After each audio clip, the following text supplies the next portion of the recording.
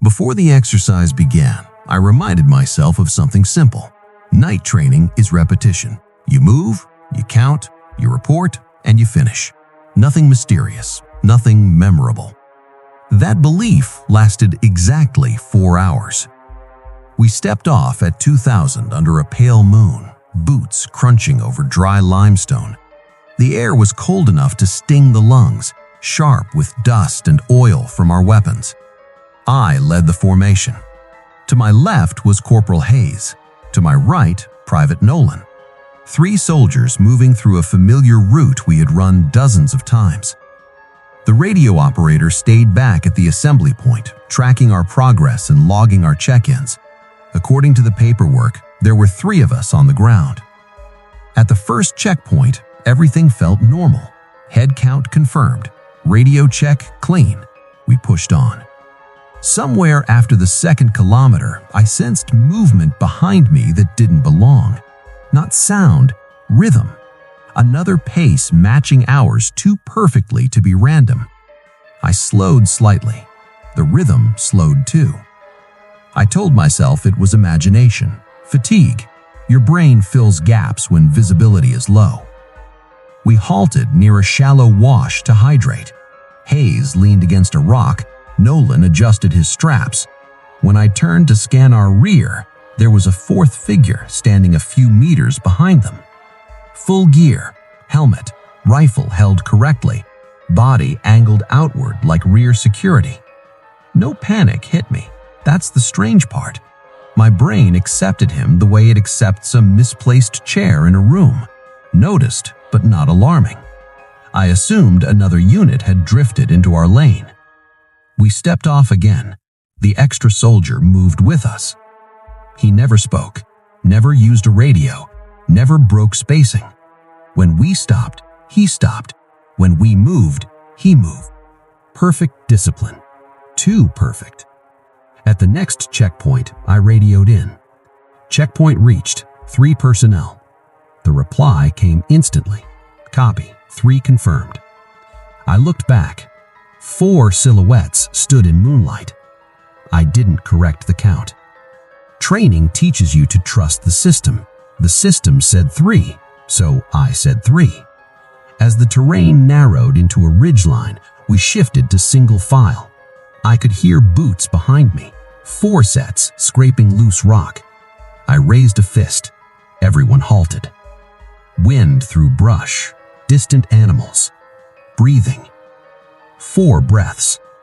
I turned slowly. Hayes, then the 4th soldier, then Nolan. The stranger's face was obscured by shadows and eye protection. I couldn't see his eyes, but I felt his attention, fixed and steady. Hayes glanced at me and gave a quick nod, like everything was normal. So we kept moving. At a security halt near an old trail, I knelt to check our position. Gravel pressed into my knee. When I stood and turned back, there were only 3 of us. The space behind me was empty. No sound, no retreat, no disturbance in the dirt. My pulse spiked hard enough to make my ears ring. "Where did he go?" I asked. Hayes frowned. "Who, sir?" "The 4th man." Both soldiers stared at me with genuine confusion. Not denial, not fear. Confusion. "There's been 3 of us all night," Nolan said. I didn't argue. We moved on. At the final checkpoint, the radio operator met us and confirmed personnel. 3 present, 3 logged, 3 signed out. Back at the barracks, Hayes caught up to me. "I saw him too," he said quietly. Didn't want to say anything. "Why not?" "Because if the radio says 3, then there are 3, and anything else makes you the problem." Weeks passed. I buried the memory under routine.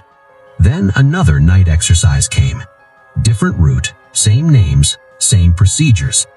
At the first checkpoint, the radio confirmed 3. Between Hayes and Nolan, the 4th soldier stood again. Same posture, same silence, same impossible precision. We crossed open ground under a bright moon. I watched 4 shadows stretch across the earth.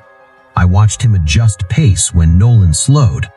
I watched him shift just enough to keep his face hidden whenever I tried to see it. Near a set of abandoned fighting positions, I counted breathing again. 4 exhales. I turned. Only 3 soldiers knelt in position.